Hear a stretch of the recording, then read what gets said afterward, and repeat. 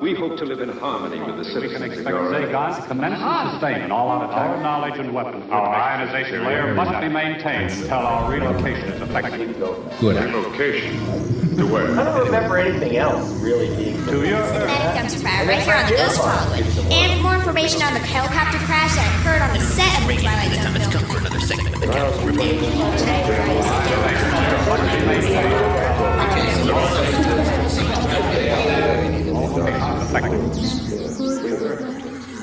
Come on. It's time for the Ghost of Hollywood. Well, hello, wall crawlers, and welcome back to the Ghost of Hollywood. I'm Poxy Leonard here with Miss Ragan, and it's time for Halloween. That said, what better way could we possibly begin the second season aside from our annual Halloween Eve countdown? And to celebrate, Reagan and I have our friends Matt Leslie and Steven Smith joining us on the show in a little bit to discuss their work writing and producing the 2018 horror cult hit, Summer of '84. Starring Rich Sommer and Grant Brashear, the movie Summer of '84 takes us back to a time when suburbia wasn't exactly such an ordinary place. Yeah, because that's changed. Well, it definitely hasn't gotten any better. Anyway, directed by Francois Simard, Anouk and Johan Wissel, who are collectively known as RHSS, Summer of '84 would be their second film, following 2015's Turbo Kid, starring Michael Ironside. Digressing here for a second, but you know that's the dude from Scanners. He's been in a lot of movies. Oh, that is true. Side note on Turbo Kid. Maybe I'm off here, but that movie is like pretty much Mega Man for adults. I don't think Mega Man for adults works very well if you're looking for descriptive accuracy, Poxy. But I can see what you're getting at. Well, something was hitting that way for me, so I don't know. I went with my gut. That movie was fucking awesome. What? Alright, not my strong point, I suppose. What is your strong point? Let me get back to you on that. So, on to Summer of '84 again for a moment. First of all, let's put things into perspective for anyone who hasn't seen it. Now, I'll keep this simple. Fright Night meets The Burbs with the cast of Stand By Me. That's pretty close. Yeah, you get the idea. Now, where was I? Oh yeah, okay. So, a group of, that's happening a lot with age, by the way. Now, a group of young boys that run together in their neighborhood, which is set in the fictitious town of Cape May in Oregon, circa 1984, more on that later, they find themselves amongst the potential prey for a serial killer on the loose. And as the murderers find themselves closer and closer to home, where they're hidden, the boys set out to catch the killer before he catches them. More on that later, so stay tuned for our interview with the screenwriting team behind all that madness here shortly. This episode also officially marks the 1-year anniversary of the Ghost of Hollywood. To think in that span of time, we've gone from recording on a 4-track in Zach's living room to an entire production team, in our own studio. All I can think of is that awful stage mic that I was using and the wires we had Frankensteining everything together. Yeah, and back then, that was actually a step up for us compared to how primitive things were on Warpig's Arcade. Yeah. Yeah, still no interviews, no podcast, Pineapple Nightmare, nothing. But just look at us now. Now that I'm feeling nostalgic, let's revisit one of our own clips from the very first episode of Ghost of Hollywood, which took place over a year ago now during the Halloween season. For the pilot, Poxy and I decided to talk about the 1951 film, The Thing from Another World, featuring nothing other than 20 minutes of straight banter. This was just the beginning for Poxy and I think it's safe to say we had no idea what we were doing or where we were going at the time. All right, fair enough. Let's roll the clip. Loose on a little bit of cinema history, yeah. Chill, Poxy. You can splurge about Howard Hawks all you want in a few minutes. Yeah, all right. The thing from Another World is a fun one, though. I mean, old James Arness coming to get you, baby. Hold the phone. Here comes Poxy with some boomer jokes about Gunsmoke. All I'm saying is, look out, Matt Dillon is coming for you, baby. Are you done yet? Yeah, sure. Maybe I'll just mix my next drink and let you take it over for a while. Well, I've been trying to open the show for 10 minutes now. Well, you said it yourself. You drop a film like The Thing. A blast from the past, yeah, Ray? It's like we haven't learned to read yet or something. Yeah, it was kind of rough. For sure. And what you just heard was a clip from the pilot episode of The Ghost of Hollywood, which originally aired for radio broadcast in October of 2020. Yeah, you like how we just play our own stuff. Just having a little moment there. I'm sorry. But there's a reason why it's so short on the website, by the way. What? Well, the pilot. The original length actually ran for like 2 or so hours, but it was all basically music. So when Electric Garden reproduced the episode for podcasting, all of that shit was cut for, well, it's cut away for legal reasons. Which leaves us with 20 minutes of you and me essentially talking about trivial movie history. Trivial? Eat it, Poxy. Reagan.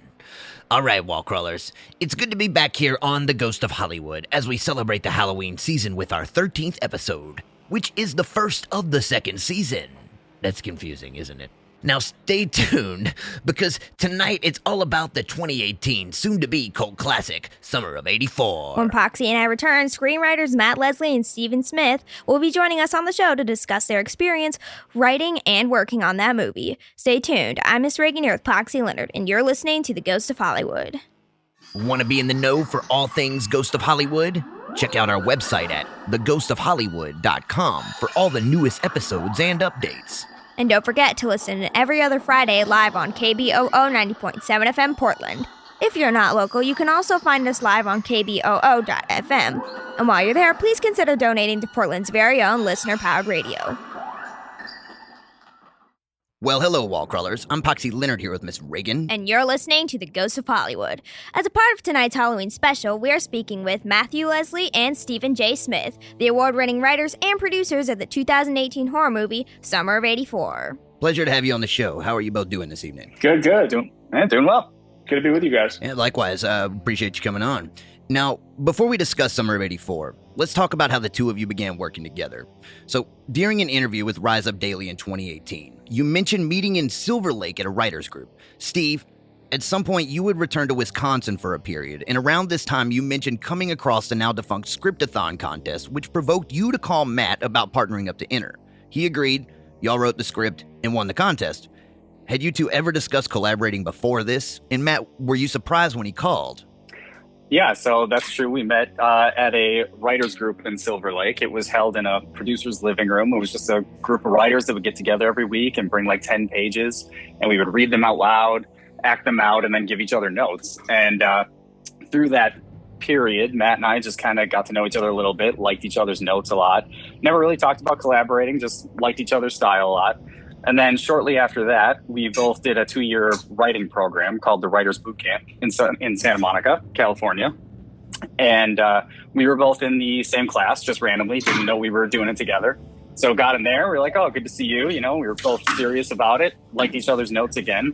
And then, I had to move back to Wisconsin during the Great Recession for work, and found this contest, the Scriptathon online, which was basically write a script in 30 days or less and enter it in. And so it's quick. Yeah, it was really quick, but we did it. Called up Matt, suggested an idea that was fairly formulaic, and we banged it out in 28 days and then ended up winning the contest. And we just thought, hey, there's something to this. We beat out like 1,500 entries, and we should probably just keep doing this. And so we've been writing together ever since then. Well, I'm curious, whatever happened to that script, and could you tell us a little bit about its plot? So that script is sitting on a shelf. It was a male-centric romantic comedy about a guy who he takes his girlfriend on a cruise, and he's afraid to propose to her, and she's pushing to propose, and he's commitment phobic. And you find out he's commitment phobic because he had an ex-girlfriend that broke his heart.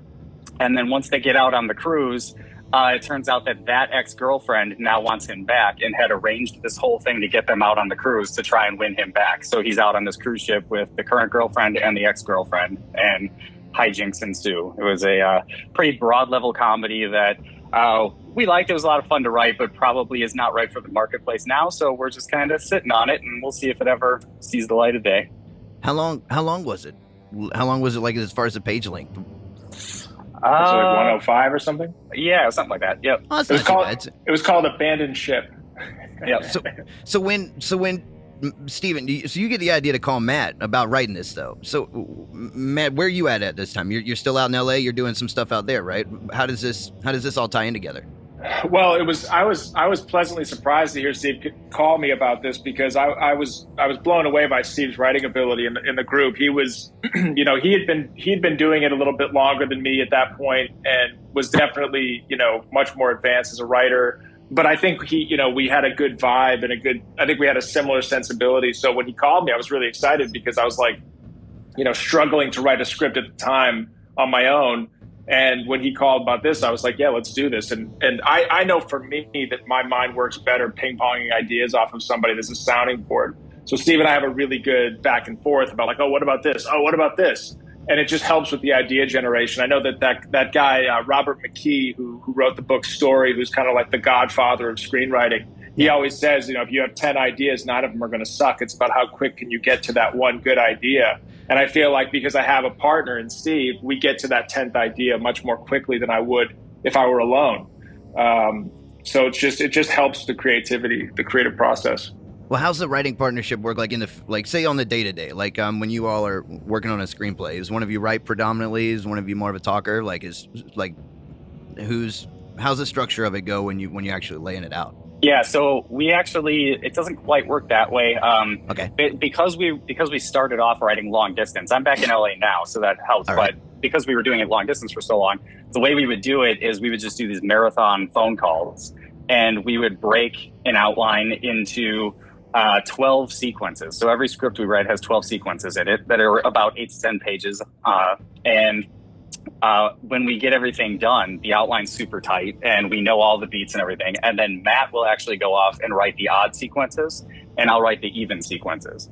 Okay. And we'll do it separately like that, and then we'll trade and we'll revise each other's stuff, and then we'll bring it all together, and then we'll get back on the phone and run through it all together to get to the final draft. So yeah, and when we have that outline, it's like, because there's 2 of us, it has to be really bulletproof because, if I go off and write one sequence and he goes and writes another sequence, but we're not on the same page, it's going to be a disaster. So our outlines are like, it's every single scene in the script. It's got even some hints of dialogue, anything that's really evocative to us that we really want in there. And then we go off and write our own sequences. But we're always on the same page with stuff. And then after we do that first pass, we can see if there are any glaring issues. And then it helps us to smooth it out from there. But it's been a really good process for us. And we kind of got the 12 sequence thing from that writer's boot camp that Steve mentioned, that that's kind of how they pitched the idea of breaking a story down, that there's 12 sequences. Each one sort of has an ebb and flow, a beginning, middle, end.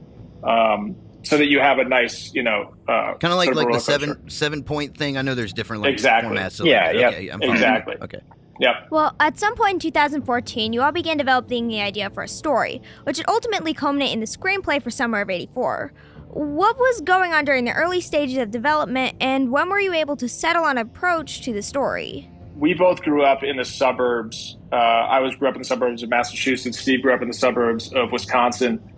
And there's definitely like a certain, way of life to living in the suburbs. And it's quiet and sleepy. And I think people like us who have like really, colorful imagination, you start to sort of, your mind wanders. And we both had just kind of like these weird neighbors that we would just wonder like what they were like. What is that? Why do I only see that guy at midnight? Like, how come he's never mowing? Boo Radley's house in the neighborhood. Yeah, exactly. It's like a low grade version of the Klopex house in the burbs, where it's like they're not quite that like overtly sketchy, but sketchy enough that you're like, that guy's either a serial killer or he's in the CIA or some combination of the 2. So anyway, all that to say, we love that subgenre of thriller mystery where it's like the paranoid neighborhood conspiracy thing, the rear windows and stuff like that.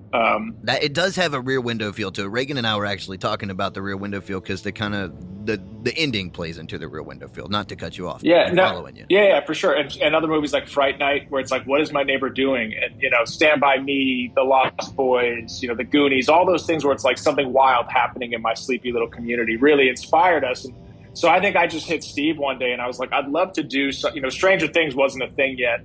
And so I was just like, what if we just make a movie that takes place in the 80s about, something scary happening. And ultimately what sparked us the most about it was not just, writing a story like that, but subverting the expectations of how it would end. Because all those movies like Disturbia, Fright Night and Rear Window, it's always like a happy ending. And we always would joke about like, if you really were right that your neighbor was a serial killer, he'd probably best you. You probably wouldn't come out, all roses on that one. So we wanted to kind of represent that ending. So it's like a lot of the movie is like lulling you into a false sense of security where you're like, I've seen this movie, I get it, like I know what's going to happen, and then the ending happens and you're just like, oh shit, that kid got killed and the other kid's going to be like living. Yeah.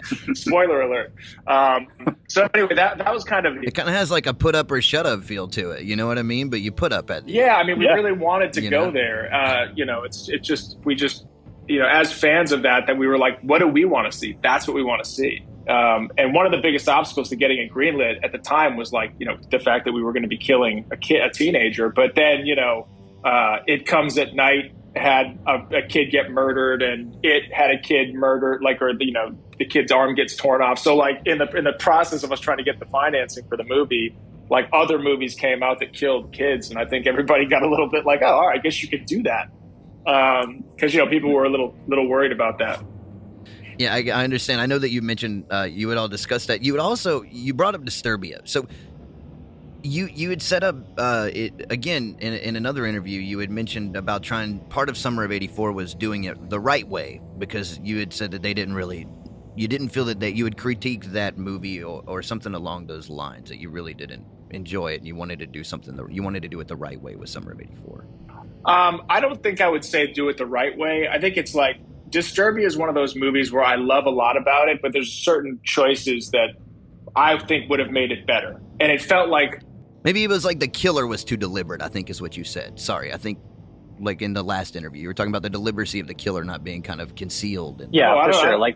Yeah, there was an element to that where in Disturbia, I mean, it's like every time you see the villain in that, I mean, it's just over the top. Like he's just dripping with villainy, it was just kind of like, all right, like that's a little ridiculous. He's walking around and nobody's catching on to this or anything. So when we were conceiving the Mackie character, we wanted to make sure that like, yeah, he's a total villain, but at the same time, the neighborhood thinks he's an upstanding cop. And, he comes across as kind of like a charming guy when he's in the presence of the other adults and stuff. And that was an important element to us on this one. Yeah, he's hiding his villainy. Exactly, yeah. Now, I know the screenplay wasn't written until you got the green light, but once you began trying to pitch the idea, were you focused on production companies who were able to deliver a cinematic experience that matched the 80s films you were influenced by when putting the story together? Like, Matt, I know you had said that Turbo Kid's trailer you had seen, and that was kind of something that lured you to RHSS, but was there more to it than that? Well, yeah, I mean, So we had an outline, and I was working as a development executive for a producer named Scott Bernstein. And as part of your job as a development executive, you meet writers, you meet directors, because essentially like producers are all producers are developing a slate of projects to try to get movies made. So I took a meeting. I saw the trailer for Turbo Kid, and I was really impressed by it was like dripping with nostalgia, and like it was just like fun and schlocky and like all, but like in the best way. And so I was like, these guys feel like they might get the nostalgia that we're kind of trying to go for with Summer of '84. And so I set up a meeting with them, and in the meeting, I always ask filmmakers, like, what are your 5 favorite movies? Because a lot of times you'll find that a filmmaker who made, a drama really likes horror. Because if you ask them their 5 favorite movies, and they started naming, Fright Night, Rear Window, The Goonies, the Burbs. They started naming those were like their favorite movies. And I was like, oh, I got to pitch the Summer of '84. So I pitched it to them in the room, and they loved it. And at the time, we didn't have the script written yet. It was just the outline. So once we had their kind of like stamp of approval on the outline, Steve and I set off to write it. When we wrote the draft, we got it to them and they loved it, and then they hopped on board. And then from there, it was just about finding the money, because it's sort of like part of, as a producer, what you try to do is build a package. So you have a screenplay, but then you have to find directors and get them attached, and then you have to find the money and get that attached, and then it's like your casting and whatever. So you're just always kind of building those packages to get movies made. Once we had them attached, the package was pretty cool, and I think a lot of people were interested in it.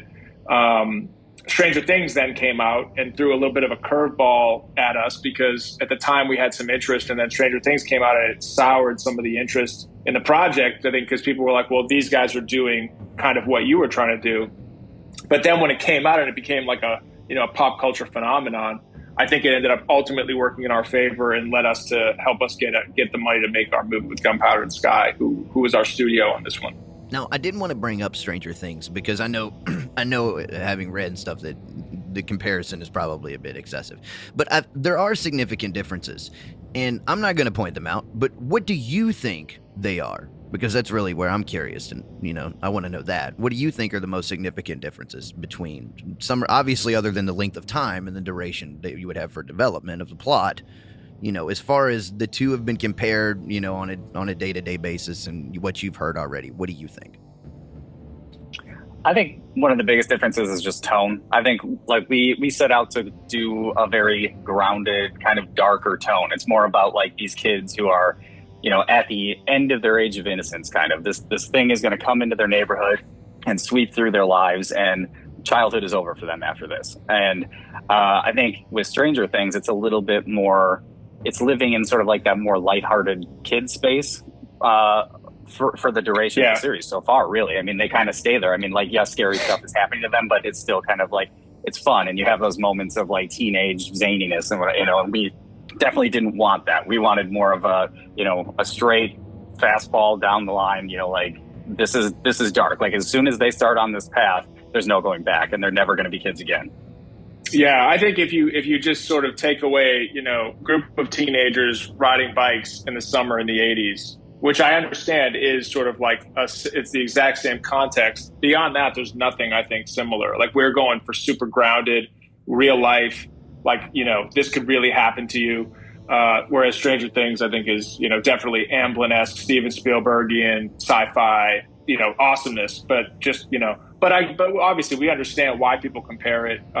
It has been a bit of a frustration because we would love for this to just get sort of like, judged on its own merits. But we came out at a time when this thing was sweeping through the whole world. So it just is what it is, Well, it kind of picked up. I mean, its momentum was natural, so I don't think anybody can anticipate that. But the one thing that, I will say that I noticed was different is it wasn't the for a 4-kid setting even, and maybe the age brackets being the same, I felt like your characters were more matured in the sense that you kind of like where the Stand By Me reference comes in earlier. You've got more of, the dialogue and the conversation's a little more gritty and a little more closed doors as to where it's not as palatable as you might give it with like cookie cutter. It's more organic and real, like how it would have gone in reality, like, I mean, we've all been teenage boys, or not all, sorry, Rick, but we the three of us have been teenage boys in the treehouse, and that sometimes the conversation isn't so conventional. So I felt like that organic component gave it a level of maturity that was a little more feel real sense, for lack of a better description.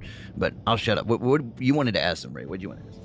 Oh, well, how long were you guys trying to get this project off the ground before RKSS picked it up? Well, honestly, we were just early days when RKSS came on board. Like, we hadn't even written the script yet. So I think Steve and I had maybe spent like a month on the outline, maybe at that point. And then that's when we had RKSS read the outline. And then we started off on the script. But I think soup to nuts, though, for the entire thing, probably 2-year process or so, right, Steve? It's before, like, from writing the outline to getting the movie on greenlit. Yep, 2 years. That's not too bad. That's pretty quick, having done it all on your own. For sure, yeah. We were definitely that's if every movie happened within that time frame, I think that everybody would be a lot happier. Yeah, it's a lottery card in some ways. You're right, that's true. I guess, but it makes you hungry to do more, which is, I'm sure, where you're at now. But absolutely, you've talked about RKSS really was pretty much good with the script before, so I don't really want to ask the question the way that I had initially worded. But how about with each other? Where did you deviate from each other in the screenplay? When you were developing it, what were some of the Steve ideas? And I? Yeah.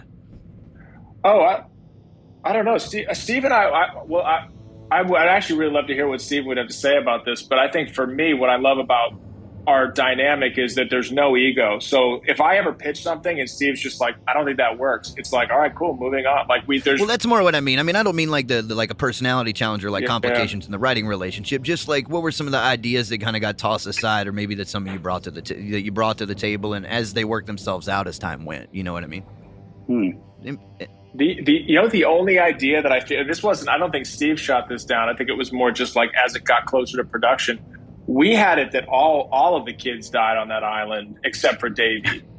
Like, we had it, they all got on the island, and they're sort of picked off one by one by Mackie. And does it turn into like the most dangerous game sort of scenario at the end with him going after him? Was it played out? Like, how was the original screenplay longer, I guess is what I'm getting at. Well, I think this is before we actually went to script pages. This is when we were still, so you're in still in outline. treatment. Okay, Yeah. I'm following you. Yeah. But it was very much like that. Like he's, one of the things that we loved is that these kids played Manhunt, which was a game that I played when I was growing up in the summertime at night, which is like flashlight tag, basically, Yeah. But what we loved is that it all gets flipped at the end. And that's when, Mackey's on the island with him. And he says, we're going to play Manhunt, only now we're going to play it for real. And so it was sort of that. It's like he's hunting them. And he gets them one by one, except for Davy, and then he makes Davy, basically go off and live his life looking over his shoulder. So, but it was just too dark. People were like, "Dude, that's just too dark. You can't kill three teenage boys on an island." I think our manager was like, "What are you doing to me? Yeah. You can't do that." Yeah. Was there anything else, Steve, that you can remember? That's the only big thing that I remember. Yeah. I mean, until we got to production, nothing else really changed. I don't think. Yeah. What changed in production? Well, we had a couple scenes that didn't make it into the movie for various reasons, but also like locations. Like in the original script, the bowling alley scene, for example, takes place in a roller rink. And then when we got up to Vancouver to film it turns out Vancouver, they're not so into roller rinks. You can't find one. They don't. So we just we're like, okay, what else could this be? And then we figured out bowling alley. And then it was really funny too, because it's supposed to be the U.S. And, we have like the big bowling balls and the big pins, and up there, all they have is the candlestick stuff. And you're like, oh my God, so we had to like ship in pins, and it was like so complicated, But yeah, we had like a cold open on the movie that Matt likes to talk about. So I'll let him talk about that. We had a different intro for Nikki, just things like that. So but cold open, Matt, go. The cold open was a lot of fun, and we actually did shoot it, but it didn't quite cut together, so it ended up on the cutting room floor. But basically, the idea in the cold open was you open up with this kid just running like hell through the woods, freaking out, clearly being chased. All right. And there's a thick canopy of trees, and it's like surrounded by greenery, and he bursts through this this like bush and falls into the water. And like scrambles and basically he's like doggy paddling, looking around like, where am I? He's in the middle of nowhere. Makes his way back to the shore, and he's like looking around like where am I? And then he gets clubbed in the head, and we sort of like we end on his face, and then we match cut to his face on the front page of a newspaper. And it's Davy delivering the newspaper in the beginning. And essentially it's just like, it's number one, establishing, like opening on a cold open where something exciting is happening, but also establishing this, the tidal island, which is where we end the movie. Because, tidal islands, what's really cool in Massachusetts, where I'm from, there are islands where you can drive onto it during low tide because there's a road. And then at high tide, the road's gone. So it's like, now it's an island. So low tide you can drive on, high tide you can't. And we just thought that'd be such a really cool setting to have a finale where this is where he buries the bodies and hunts these kids and at high tide. And so that sort of established the island, but it ended up getting cut. So, now it's sort of like, it's just kind of the ending. You get a little bit of that, but we built a little bit more into the script. It just didn't quite work out to get into the actual film. I see what you mean. That's still pretty wild though. That's if it had like if you were able to make a serial out of it or something like that, where you had the time and the space to do it, it would probably be pretty cool. Yeah, it'd be fun. Well, given RHSS retro aesthetic work on Turbo Kid, how do you feel that they were able to contribute to the nostalgic vision that you guys had for Summer of '84?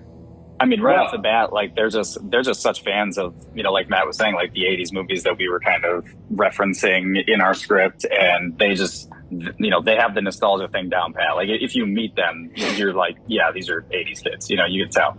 So their whole vision right from the beginning was, right in line with that.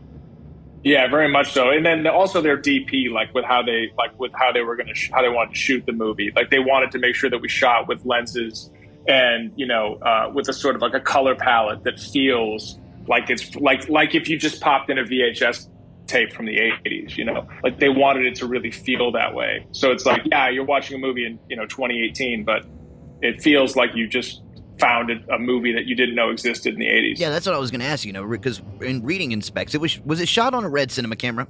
Am I correct in that? Yeah, it was a red Epic Dragon. All right, cool. So I'm with you then. Now, farthering that then, when was the decision made to shoot in anamorphic form? And was there a particular reason for this approach? I mean, I know a lot of those films at that era didn't shoot in anamorphic, but it was really popular around, like, it kind of had its resurge with the, the Airy around the time that you all were in production on this. So was that part of it, or what was the reason? Well, so our DP on the film, his name's JP Bernier. He's the guy who shoots all of RKSS's shorts and films and stuff. And JP, along with RKSS, decided they really wanted to shoot with Cook anamorphic lenses. And at the time, I know, he said that it's really just about how it creates like a character portrait. Like when you're in moments with characters, the way that it makes an actor's face look is just, there's just like a cinematic texture to it that he doesn't feel like is the case with spherical lenses. So he just loves the texture of anamorphics. I know that he shot other films with spherical lenses, but I know that for this one he just felt like it was the right texture, and I know RKSS agreed with that. So, and honestly, like one of the things that I will say in a couple years since the movie came out, people are always shocked when I tell them that the budget was like $1.5 million. Everybody thinks it's like a $5 million movie because of how nice it looks like it. Yeah, it looks great, and it really is. It's because of the work that they did. I mean, I think it's just, you would never know that it was such a low budget movie.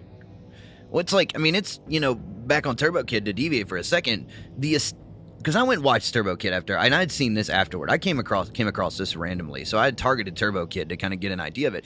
In the aesthetic there, we could talk about all of the nostalgic and the stuff that's in there as far as the viewfinders and all of that, but or even in Summer of '84, the way that's set in. But the aesthetic, or the way, like you talk about the color palette and the way that it looks itself, that's what really got me about this, because it does have that resemblance. It picks up the same sort of aesthetic appeal that like Fright Night, I would say, really heavily had, and The Burbs, largely because of the scenes being shot in neighborhoods and with kids.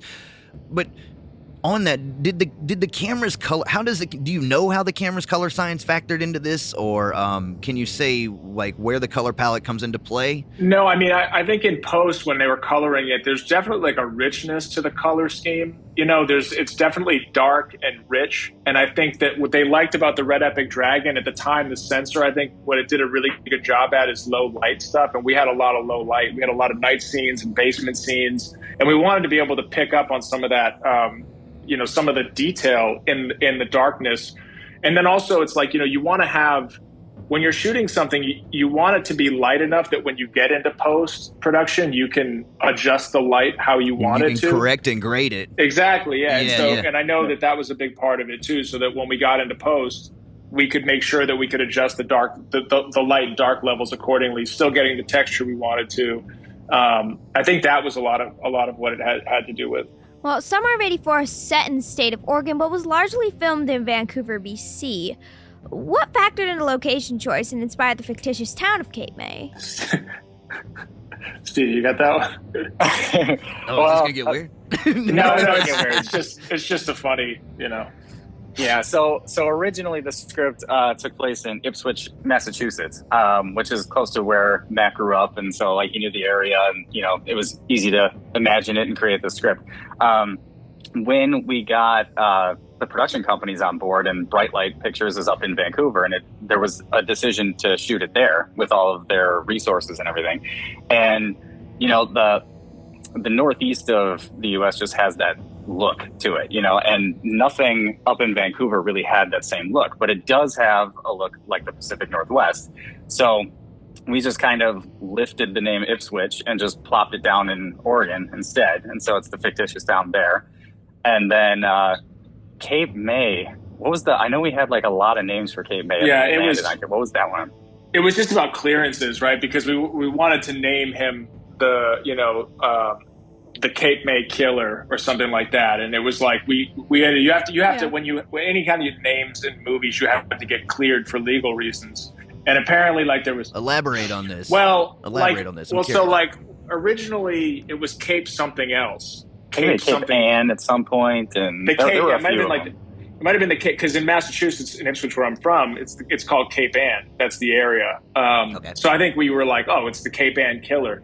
And then we were going to just like plop that down in the Pacific Northwest. And apparently when we tried to get the name, the Cape Ann Killer, cleared, there was a book from some time that had a guy in it called the Cape Ann Killer. And so they were like, you can't do that. So then it was like, well, because the Cape Ann Butcher, the Cape Ann. So we just decided to change the name to Cape May. So we ended up calling him the Cape May Killer. Anyway, it's just like, any name, like even just the name of characters like Wayne Mackey, like they have to get that name cleared, because if there is a Wayne Mackey who lives in Portland who is a cop, it's disparage. It's like, it's like slander. Like we're saying he's a serial killer or something. So there's all kinds of legal reasons for stuff like that. But I think that's what it was. But yeah, so anyway, to Steve's point, it was supposed to be Massachusetts. And then when we got, because the directors are Canadian, the production company is Canadian, so there's all kinds of tax credits. So we were just like, we'll shoot it up there and just change it to Pacific Northwest in Massachusetts, in Oregon. So, yeah. All right. Well, Matt, in the movie, your wife Susie Castillo plays Woody Woodworth's alcoholic mother Brenda. Although both of you have a history working in entertainment, what brought you together on this project? Well, it's funny, like, this is one of those things where like she's such a talented actor, and it's so hard oftentimes to get work, and at the time she wasn't working on anything, and I just said to RKSS, I was like, hey, listen, my wife is super talented. Would you guys be down to like have her audition for some of these roles? And originally we were going to have her, we had her audition for the role of Davy's mom, because we hadn't cast Davy yet. But as soon as we cast Davy, we knew we couldn't have Susie play that role, because they just don't look. Davy just does not look like he could be the son of my wife. Graham Verscheer just does not look like he could be her son. So anyway, we ended up kind of pivoting, because Caleb Emery, he's got the same curly hair as my wife. And so anyway, RKSS really liked the job Susie did on her audition. And they were like, why don't we have her play Woody's mom?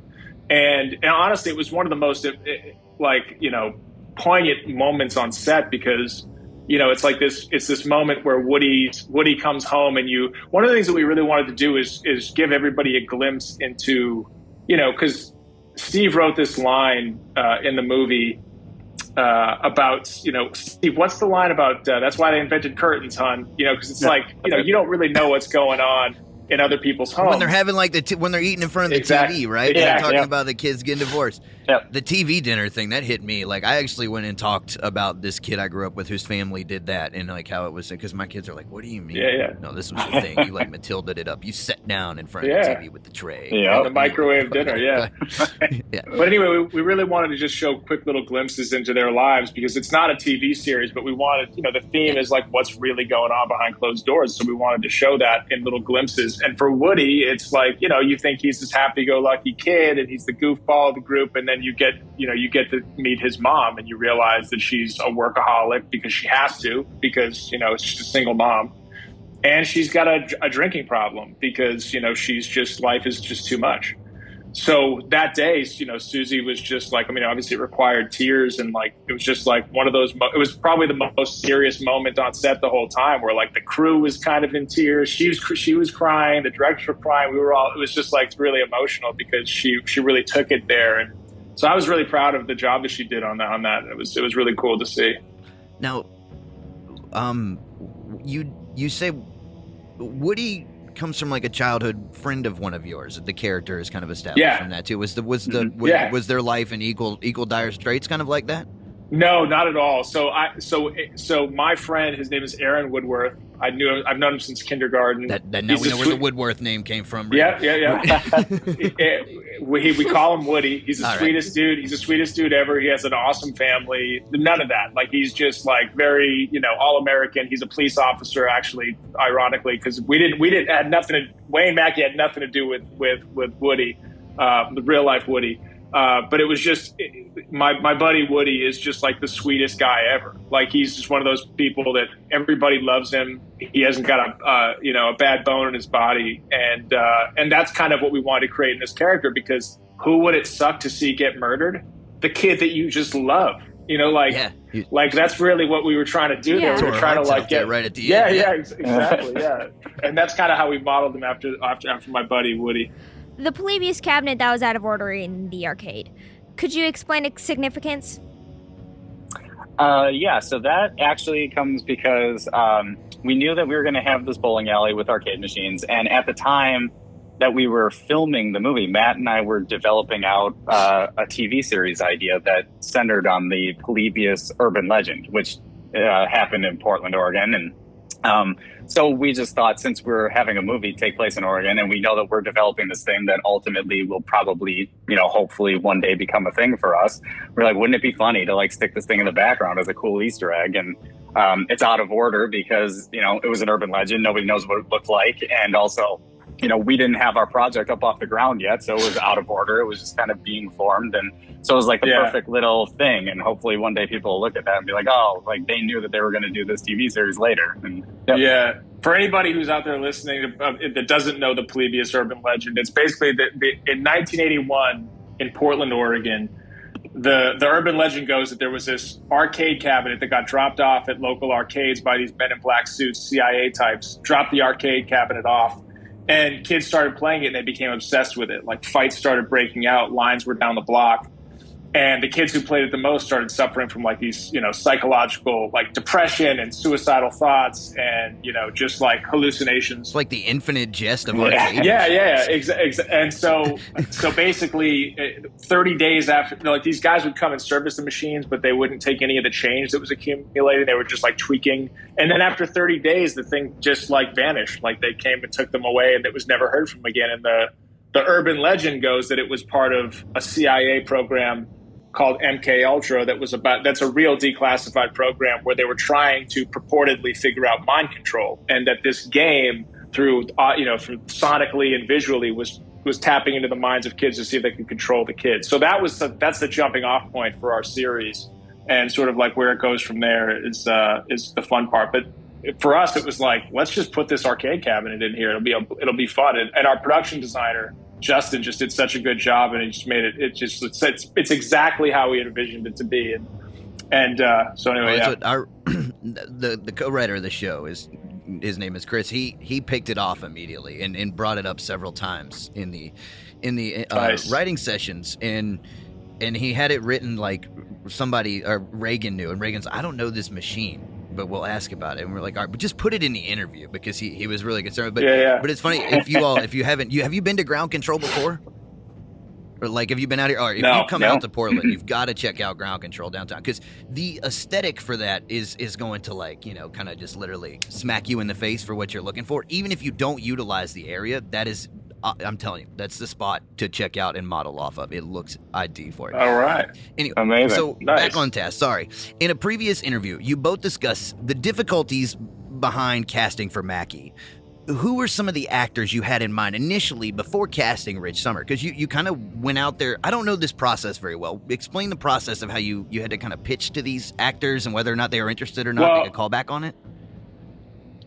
Well, the way that it always works in terms of, when you get a movie greenlit, you have a financier who's the one paying for it. And they always want to get the biggest possible name for every role. And so you sort of have to go through this process where you make offers to people who aren't maybe attainable, like big name people, and then they pass on it, and then you continue on. For this movie, I don't even remember who we went to, Steve. Do you remember who were the first people we went to? I know we went to Nathan Fillion. We went to him. We went to Greg Kinnear at one point. We went to Ethan Hawke at one point. Those are the big three that I remember early on. Yeah. But, every one of those guys, we were offering Schedule F, which is a term used to denote the offer, which is not a lot of money. It's just it's not enough money to get Nathan Fillion or Ethan Hawke. They're just, unless they were like had written it or were directing it, they're just not going to do it. So anyway, all that to say, that's how the casting process goes. You make offers that are probably out of your league, and then you come down to earth and you get actors. And so what was really cool about Rich Sommer was that he was always somebody that we were like, he would be so good for this role. But it was just like, I don't know if it'll ever happen, if we'll be able to get to him. And then when we did get it to him and he loved it, we were just like, oh my God, this is amazing. Because ultimately for us, it was like, we just wanted to get somebody who was an amazing actor. We didn't really care about getting, because like not to take anything away from Rich, but it's like, A-list in terms of like Brad Pitt or somebody. Like, we're not going to get Brad Pitt or somebody like that, but we wanted to get somebody who's just like an insanely talented actor who's maybe not on everyone's radar. And that's exactly what Rich is. Rich is just one of these guys that's had this insane career, killing it in every role that he's in. And he brought so much life to this character. It's just unbelievable. Yeah, and the other thing that was great about Rich too is like he's at the level of celebrity where like you recognize him, you know him. He's a great actor, but throughout the movie, it still allows you to kind of be like, is it him?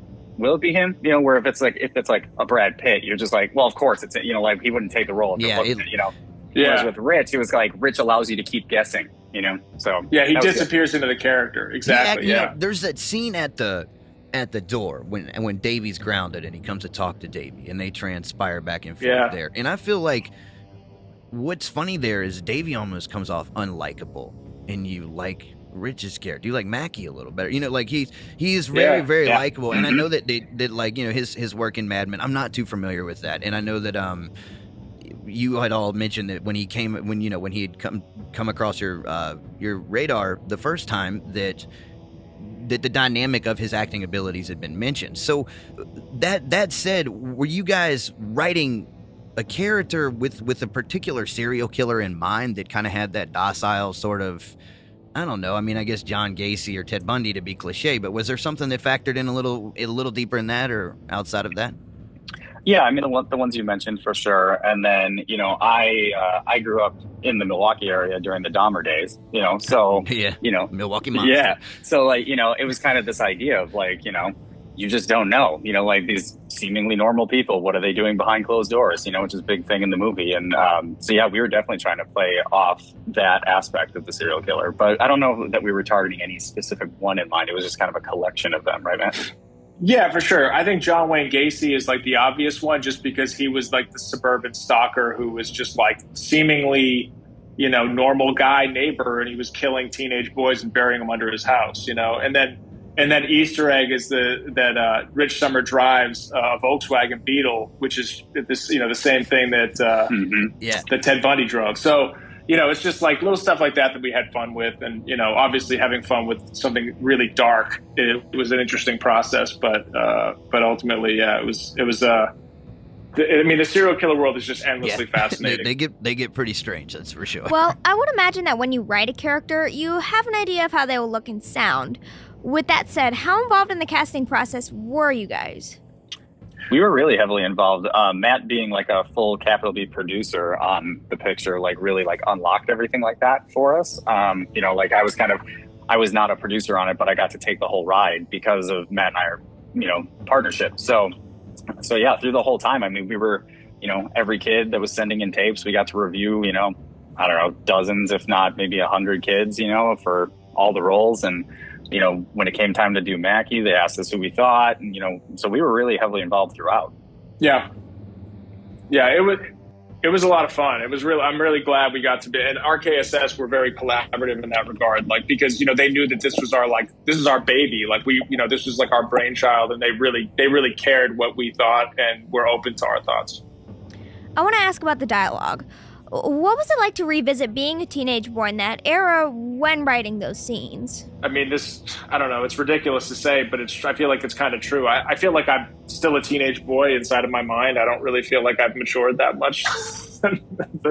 Like, you know, it's like that voice is still inside of me. So I think it was just fun to just like let it loose and just like be ridiculous and, you know, have a little fun with it. Yeah, I mean, it's like as adult, I mean, you still have that voice in your head. So it's like, you know, like you're just kind of sitting there watching TV with your wife or whatever. And like, you know, something funny pops in your head. You're like, no, I can't say it to her. She won't appreciate it, you know, but between us, you know, like we just got to do it all on the page. It's great. Yeah. Teenage boys just say they honestly just say whatever, because I think they're just figuring out how to be people, you know, like you're suddenly at an age where you're having all these weird thoughts and feelings because your hormones are going crazy. Your brain is developing. It's just all very weird. You know, it's just like this strange time. And so it was really fun to kind of just like write ridiculousness and have fun with it.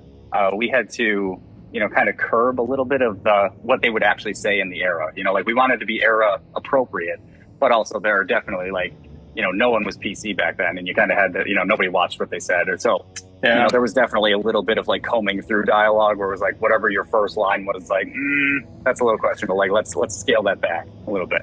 How did you make it balance with the overall tone of the film? Because the humor is really genuine, and like the scene in the car when they're all in the car and they get busted. You know, like there are some moments where the movie's pretty like kind of light, and I feel like the really dark, the darkest component of it is definitely the end. You know, where its continuity drives down and pulls you, you know, in toward that sort of fear basis at the end with the unknown. But how did you balance, or how did you focus, or especially probably more in production than in writing, with the continuity of tone? Well, I think it was both, but really it's like when you break it down to its simplest place, this is an adventure for these kids. Like, I don't think any of them really, really thinks that Mackie was the killer. Like, I think Davy does deep down, like in his gut, he's like, there's just something that's not right. But I think that if it turned out the other way, he would have been like, man, I don't know. I guess I misjudged him. But but the other three kids are just like, I'm bored. It's summer. Like, this is fun. You know, let's spy on this weird guy, you know, like. So I think it's like they're not really taking it all that seriously. So to them, it's just like, let's just have fun and be goofy. And we wanted that to come alive in these scenes because, you know, we wanted it to feel authentic. And, you know, the thing is about like, I would always say like, because there's like a tonal shift, right? Suddenly it's like, oh shit, like we could die here. But it's like if you're walking down the street and you're having a conversation with your buddy and you're laughing, and then suddenly a van pulls over and someone jumps out and kidnaps you, everything gets very scary and serious very suddenly. And that's kind of how this would work, right? Like it's all fun and games until it's not anymore. Like suddenly it's very serious. And that's kind of that was the line we were walking on this one, is like, how do we do that? But I think that was one of the most fun aspects of developing it, is like, how do you pull that off? Oh, you hammered that, especially because you've got like I say, you've got that kind of flow where you don't believe it until they know it. You know, it's almost like you're kind of almost wondering, you're like, is this, you know, everything's okay. Like you say, the way you described it, I don't need to be redundant. Now, at a lot of critics did praise the ending of the film. You know, that was the big hook for it. So a lot of critics praise the ending of the film. And I know that you talked about all the kids being killed in the original version of the screenplay or the treatment. Do you think solely killing off Woody served to help the story in the long run? What was the feedback you got on that, positive and negative?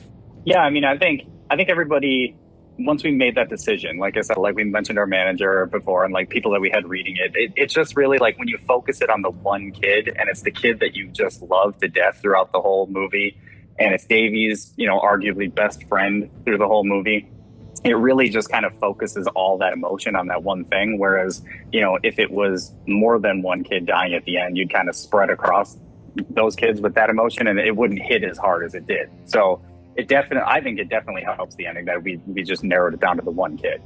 Yeah. It also forces Davy to confront that he's dead because of him. Like really at the end of the day, it's like if Davy had just stopped this obsession and not continued this, you know, this adventure that he was on, Woody would be alive. You know what I mean? And like that's at the end of the movie, he's left with that reality. And of course, like, and as you see, like at the very end of the movie, when Davy's riding his bike and delivering the paper, you can see Eats and Faraday coming out of Eats' house, tearing down the tree house, right? Because it's like, but and they're not even like really friends with Davy anymore because of what's gone on. It's sort of just like, you know, everything is broken by the end of the film because of the obsession. And that was kind of like a big part of the arc for Davy, which is like, you know, an obsession like that maybe doesn't lead to a positive outcome.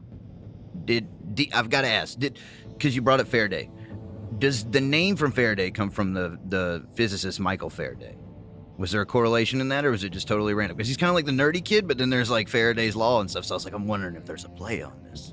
No, so that's another. So I grew up with a kid named Chris Faraday, all right. And Chris was this super smart kid, and I think even I lost track of Chris in life, but I think he's like lives in San Francisco and is like, you know, like literally a rocket scientist. Oh, okay. So like just one of the brightest people, and that's kind of where the name came from for Faraday. All right, well, let's turn to the score, because the score, again, RHSS hit this with Turbo Kid, but it really nails it here. Lamatos, where do they come in? Because they're heavily influenced by like 80s groups, especially like in particular Tangerine Dream. What's the story behind their involvement in the film? Or in the soundtrack to making the film, sorry. So the cinematographer is one half of the band, Les Matos.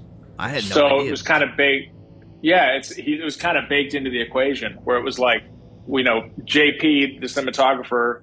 What's great about it too is that like, as a composer, the more ingratiated in the the more ingrained in the project that you are, I think the better you can evoke through score. So having him there every day on set, shooting with us, seeing every moment and really understanding the movie from a really fundamental level, I think really helped with when we were in post production and him and his partner had to come up with the score, because I think they only had a few weeks to make the score. Like they did it quick. Steve, do you remember how long they had?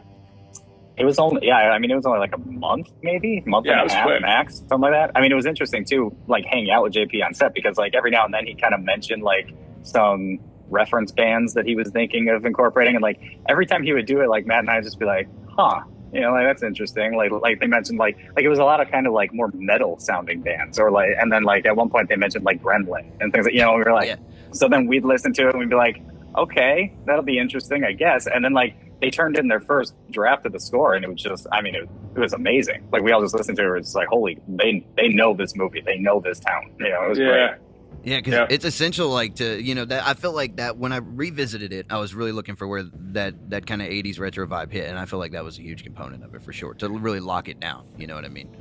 It's sort of the backbone, the driving force of it, and it is one of the strongest parts of the film for sure. It's such a great score, and kind of in a meta full circle too. Like like when we're writing new scripts now, like I just listen to that score all the time. So that's kind of amazing. Like writing a new story with the music from the old story. Oh no, but great. Do you do that thing as a screenwriter or like as a writer in general sometimes, where you like find a song that's just kind of got a mode to it, and you're like, all right, I'm going to go off and think over and over while I'm listening to this song and kind of getting the tone of it. Does that happen? Or am I crazy? Yep. Okay, cool. I'm just wanted to check. We just have to make sure he's not crazy. No. We've been questioning for a while. No. Yeah, exactly. I do that all the time, where I'll find a song that is kind of benign in a way, like it's not intrusive, and I'll just have it on a loop, because it just allows me to not be, it's just like to go off into my mind, and I'll just play it like over and over and over again. Yeah, like instrumental soundtrack music. Exactly. Yeah. No lyrics, Summer 84 debuted at the Sundance Film Festival in 2018. What was this experience like for the both of you? Oh man, Steve, you got to tell the story, bro. Steve. All right, Steve. So I had a very unique experience with the film fest. So when the film festival was happening, my wife was heavily pregnant and due to have our second child like 3 weeks after the film festival was done.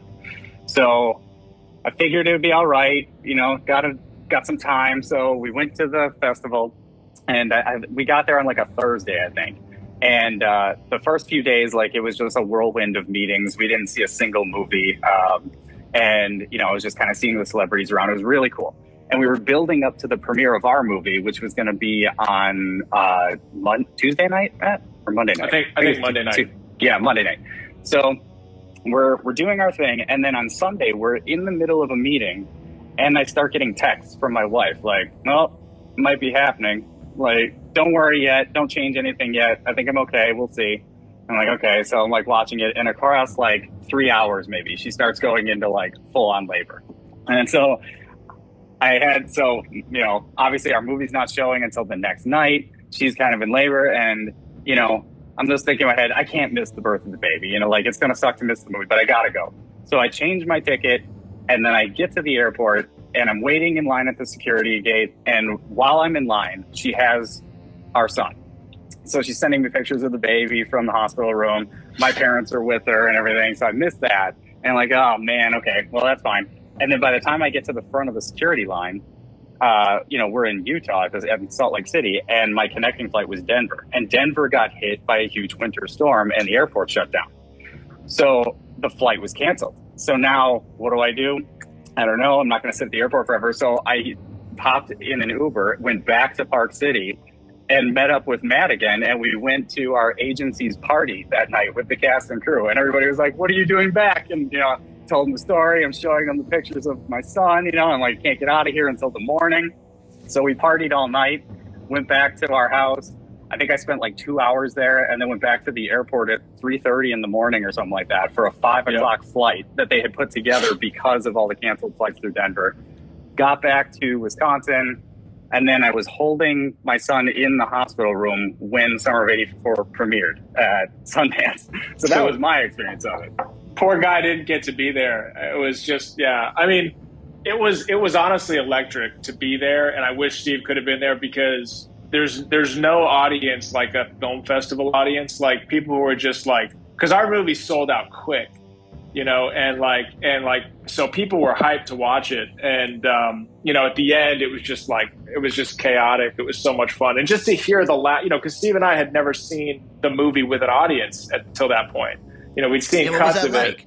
It was amazing because they're laughing where you want them to laugh. They're like oohing and awing where you want them. They're screaming where you wanted them to. It was really just a lot of fun. And then afterwards, we got to do a Q&A. And I told the audience, I got a question. I told the audience about Steve's predicament that he couldn't be there because he just had a baby, and the whole audience went crazy for Steve. It was awesome. It was a lot of fun, and hopefully our next film will be at a film festival and maybe Sundance, and Steve can see what it's like, next time. Yeah, we missed him.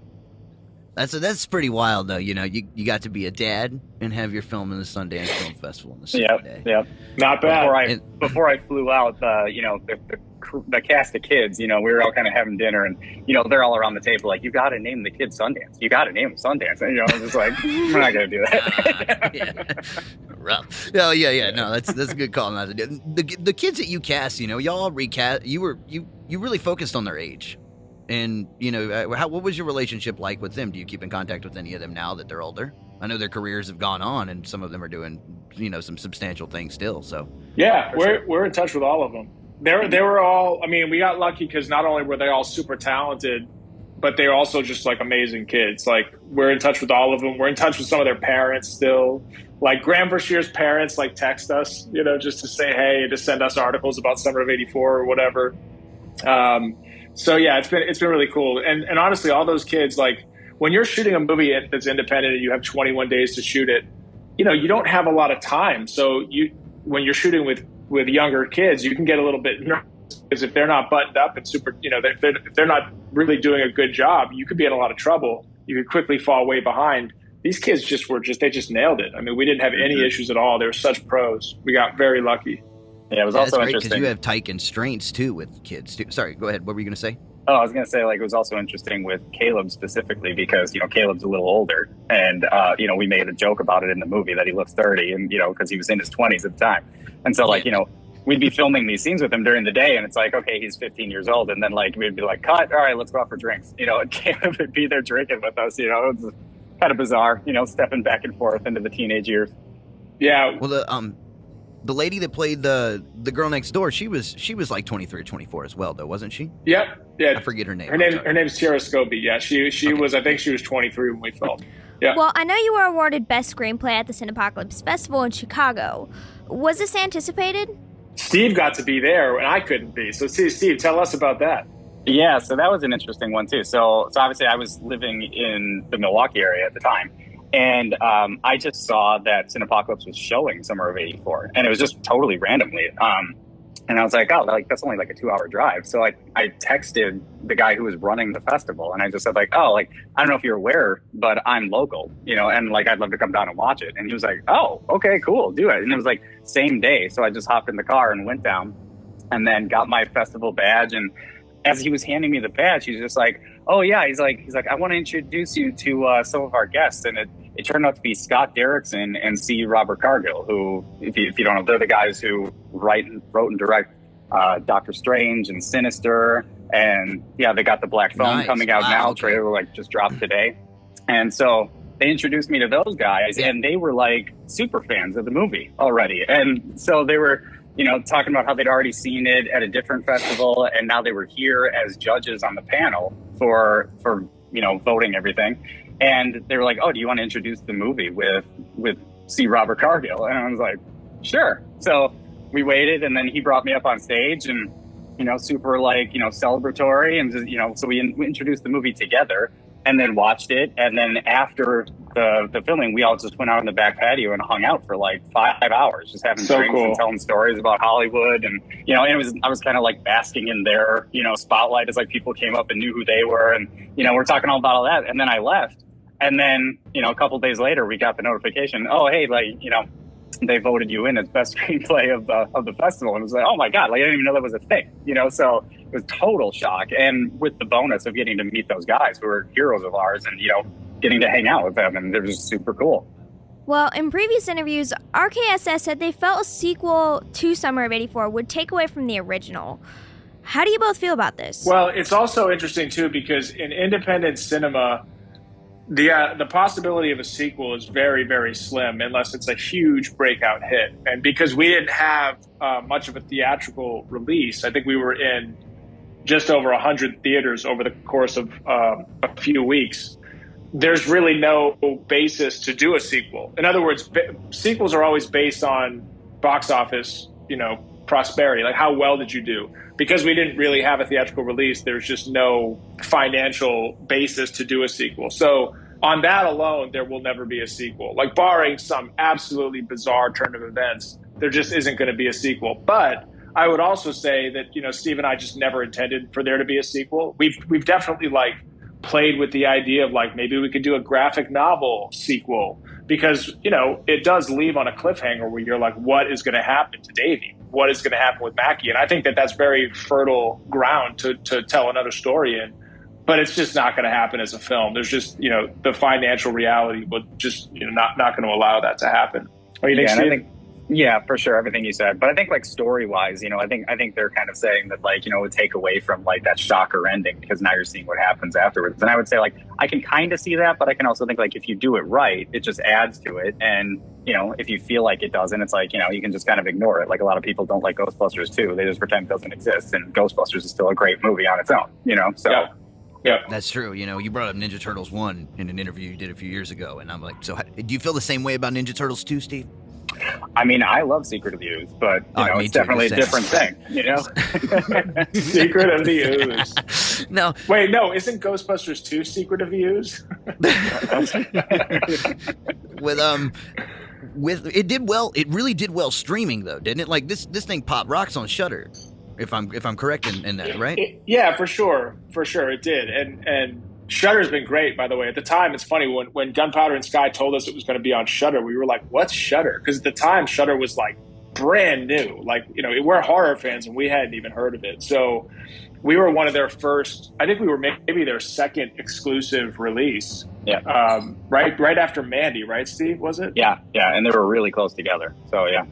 Yeah, so, I mean, it's been great being on Shudder. It's really cool that there's so many horror fans that are just dedicated to this one place to see horror. So it's been really cool. It did do well on Shudder. But again, it's sort of just it doesn't mean that there's a financial reality to there being a sequel. So it's a tricky thing, but it's been great to have our SVOD life on Shudder. Mm-hmm. Well, you've moved on. You've been busy, and you're not in the horror game all the times, because right now you've got a movie in post-production called The Knocking. I know there is a movie Knocking, which has probably become a pain in your ass as well, I'm assuming. But the movie called The Knocking, and it's again, you collaborate together for this, and it's your directorial debut together. Could you tell us a bit about that?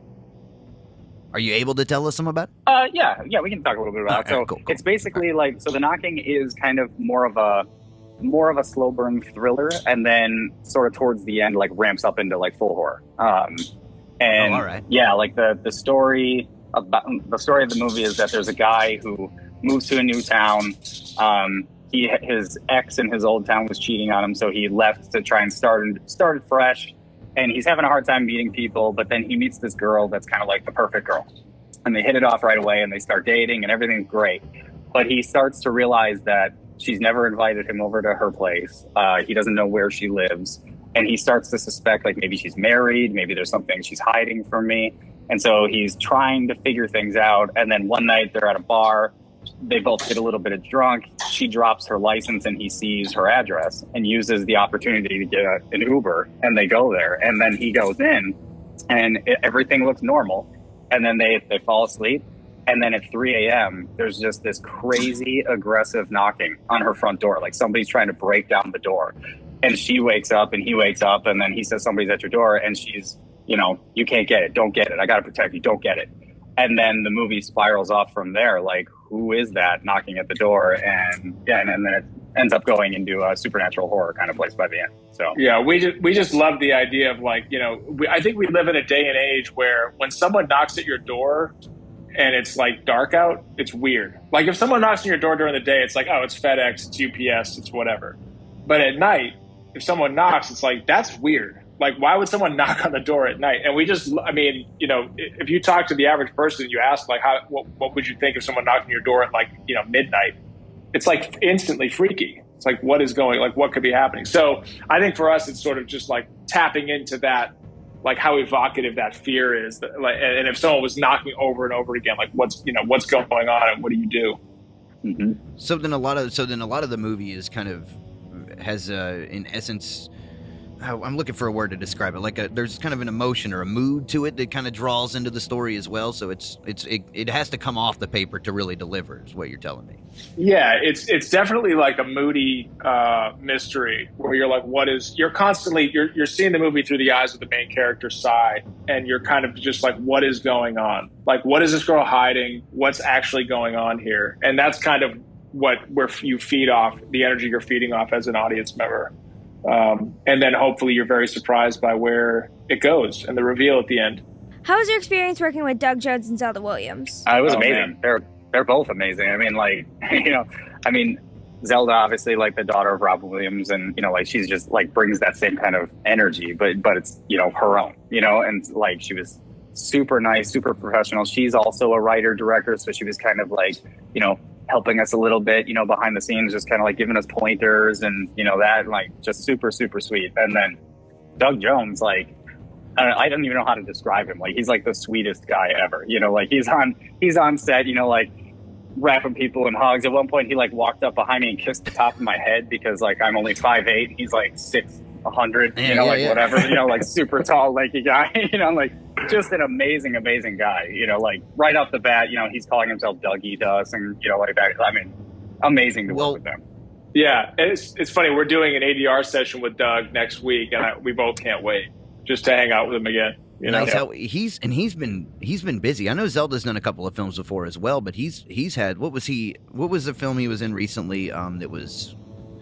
Well, Doug's in the Star Trek series that's on CBS, so he's just been busy. I think he's just recently got a break, so we're catching him in a nice little window where I think he's got some time.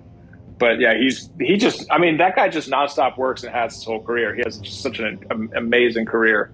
Yeah, there was also a funny moment on set where we were kind of setting up this forest scene, and we had him out there in costume, but didn't quite need him yet because we were kind of setting things up. And my daughter was on set that day, and she kind of knew the scene, she knew the lines, and so my daughter, like I look over at one point, and Doug, this super tall guy, is sitting on like a tree trunk with my 9-year-old daughter, and they're running lines together. It was like nice. So surreal. And afterwards he was just like, she knows the scene better than I do. It's crazy. It's really funny.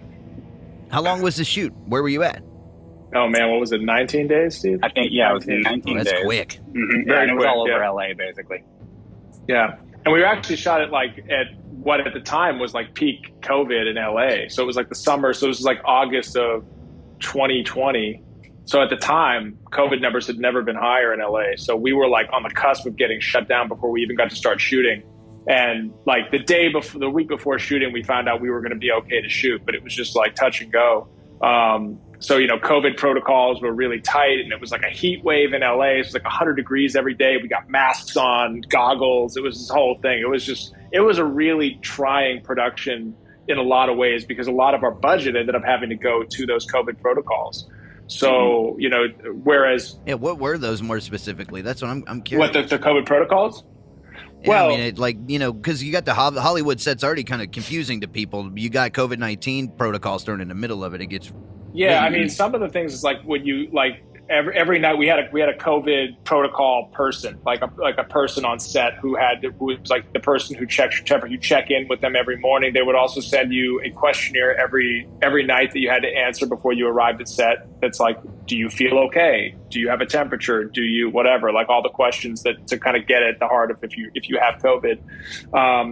And then just like, again, you got to check in early because they got to take your temperature, make sure everything's okay. There was one day where it was like 105 degrees and I showed up on set and they were like, it looks like you have a fever. And I'm like, no, it's just 105 degrees out right now. And like I got put aside and I'm like, we're like trying to start prepping for the day. And I had to like wait because my temperature, and then eventually my temperature came down when I had a fan on me because it was just like, it was one of those things. But there's just a ton of little things like that. Like everything from how your lunch is boxed has to be COVID protocol, approved. Like everything has to be sealed, and all of those expenses, fall on production. So, it's just the costs kind of mounted.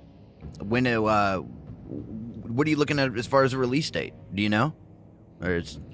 No, we're still in post-production on the film because VFX shots were just kind of like VFX shots are coming in. We're starting to give notes and sort of approve certain ones. So, all right. Yeah, I mean, the goal is to hopefully come out in a film festival next year. And then, if all goes well at the festivals, somebody comes in on board and acquires the film and puts together a marketing and distribution plan. So it'll come out next year. We just don't know when. It could be Halloween of next year for all we know. Mm-hmm. So it takes time. How is your working relationship directing different from writing? I think I think the main difference probably is just that, like, when you're writing, it's just the two of us talking to each other. And it's just, we've got our system down that's, over a decade old at this point. And we've got, we're very free and loose with giving each other notes. There's no ego, like Matt was saying earlier. Whereas when you're directing, you're standing in front of a crew of 100 people, kind of like telling them what to do. And so it's like, while Matt and I, have our moments of being able to like kind of confer and make sure we're on the same page or whatever. It's just different. It's turning that energy out instead of just keeping it insular to the two of us. All right, that makes sense. Do you feel like you took a lot away do you want to do it again? As far as the directing process, I mean, obviously you're well resonated into writing, but do you want to direct again? Do you like getting farther into the involvement with the actual overall production? I know you do, Matt, but I mean, you're obviously producing and stuff. I guess you do as well, Steve. Yeah, for sure. Yeah, we're actually kind of in the early phases of putting together a new one.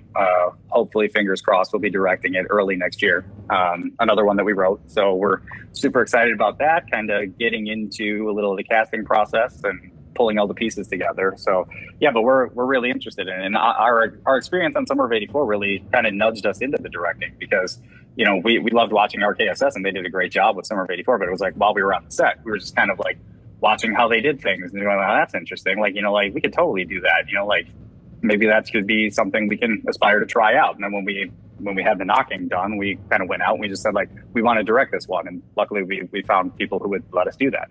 Yeah. There's something about, when you write something and you hand it off to somebody else to direct it, it's a tricky process because, everybody's got different opinions, and something that you think is important, somebody else won't think is important, or something that you don't think is important, they will think is important. And you're always just kind of like playing this game of give and take when you're the writer and you're dealing with the director. And in the feature world, eventually what happens is, as the writer, you just kind of just get pushed to the side. And you're no longer, asked for your opinion on things once it's in production in general. So it's kind of a tricky place to be because, you could write a script that's well received, and then someone comes and makes it and it's a terrible movie and people think you're a bad writer. I mean, that happens. There have been people in the past who have written a movie, it came out, it was terrible, and then they couldn't get work anymore because the movie was so bad, and people are like, well, you wrote the script. So it's a tricky thing. I mean, luckily RKSS did a really good job with Summer of '84, but we also were just like, if we can do this ourselves, we should, because then we can really like maintain, the like what we're trying to say, like the themes that we're trying to talk about, or the characters that we're trying to depict, and we can really make sure the integrity remains. I know we're getting a little bit short on time, but I do want to ask, this may be off cusp, but it kind of went around the table during some of the discussion before the interview. Steve, I know that you have a background in, like, originally you started off like drawing comics and stuff like that, right? Am I in the ballpark I did, here? yeah. Now with Yeah, that, for sure. has that factored into like storyboarding at all? Does that roll over into film at all now? Yes, but more recently than ever before, just because now we're starting to direct. So, just as the writer, you don't really ever have a need to storyboard necessarily. I mean, I've definitely drawn out some scenes and blocked them just to figure it out during the writing process. But now that we're directing, I'm kind of throwing together some, rough storyboards. I mean, I haven't been like an official artist in a while, so skills are a little down, but good enough for storyboards. And it definitely helps to kind of visualize the scene and everything. The reason I got into writing in the first place was I was going into animation at first. And this was in college. And then I took an elective writing class. And my professor then was just like, because you're an artist, your writing is super evocative and visual. He's like, I kind of think you should come over here. And at the time I was drawing, 4,000 still lifes of stuff and just getting really super bored in that kind of a program. Whereas with writing, you can just create worlds and characters. And so I came over and that's how I got into it. And so definitely being an artist has influenced just, the visual storytelling nature of everything. And now storyboarding as a director. That makes sense. So where are you at in your own worlds today? I mean, I know you have a lot going on together. Are there any projects that you work on independently of each other? I know, Matt, you've done some stuff on the side. Steve, I know you've done some stuff on the side. But what about currently? Well, Steve, you should talk about your novel. Oh, Steve yeah. wrote a great novel. I did. I wrote a novel. It's called The Sawreal Confession. It's on Amazon, Barnes & Noble, and all the places. That's the poster. That's the poster behind him. Yeah. To the other one opposite yeah. is for it, I'm assuming. Okay, yeah, cool, so that one's like kind of like a big blockbuster kind of action spectacle sort of thing. So for fiction, for sure, like I do a little bit of short story writing on the side and that kind of thing. But in terms of screenwriting, we're both kind of in lockstep with each other and just really do everything as partners at this point. Like Matt said, I got into screenwriting a little bit before he did, so I have a little bit of a body of work from before Matt and I got together. But the screenwriting definitely went up to next level once Matt came aboard and we started writing together. So at this point, I mean, we do everything together. Yeah, I know Steve does have aspirations to keep writing novels on the side. When we have more time, it's funny because we've actually done a good job of creating a slate of projects that keeps us really busy. I have a couple projects that I'm producing sort of separate from what Steve's involvement is, just because, again, I think I have a little bit more bandwidth. Steve's got 2 kids, and so I have a little bit more bandwidth to kind of try to do a couple other little things on the side. But in general, like Steve said, we're pretty much we just work exclusively together and try to just continue to push that forward. All right. Well, as I said, we are running short on time. I'm Poxy Leonard here with Miss Ragan, and we've been speaking with Stephen J. Smith and Matt Leslie about their screenplay and production for the 2018 RHSS film, Summer of '84. It's been a pleasure speaking with you both, and we very much appreciate your time. Thanks, guys. Yeah, thank you. Good fun. Happy Halloween. You're listening to The Ghost of Hollywood. I'm Miss Ragan, and we'll be back shortly to say goodbye. Also, please don't forget to check out Summer of '84 if you haven't watched the movie yet. It's available on various streaming platforms and definitely a Halloween cult classic on the rise. All right, thanks, guys. You have a good evening. Thank you.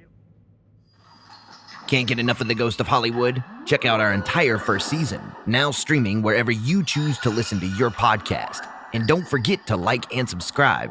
While you're at it, check out our website at theghostofhollywood.com so that we can keep you up to date on all the latest with The Ghost of Hollywood.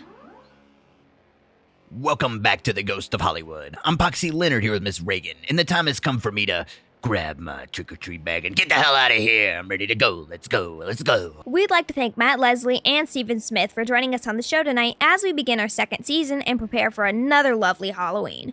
Please know that if you haven't seen Summer of '84 yet, that it's streaming on Shudder and serves as the perfect Halloween date night flick or a dream terrorizer for you and your teenage buddies. And I know that we touched on it briefly in the interview, but Steve is also an author and has recently released a new novel entitled The Sawreal Confession.